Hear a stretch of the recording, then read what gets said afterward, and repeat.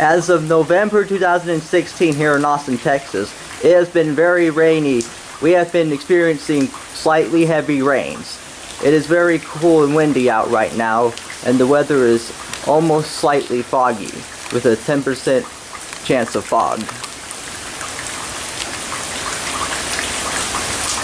Driveways such as this one have been flooding almost. And it appears right here that it seems to be raining even harder.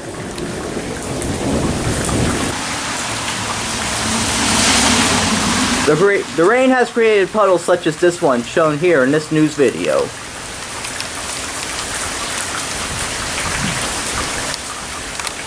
Sometimes rain has nowhere else to go in Austin, so it slides onto people's driveway. It slides onto people's concrete driveways, creating big puddles such as this one shown over here in this news video.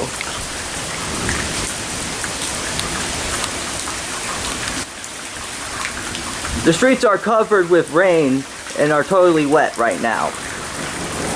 And it appears right here that it seems to be raining even harder.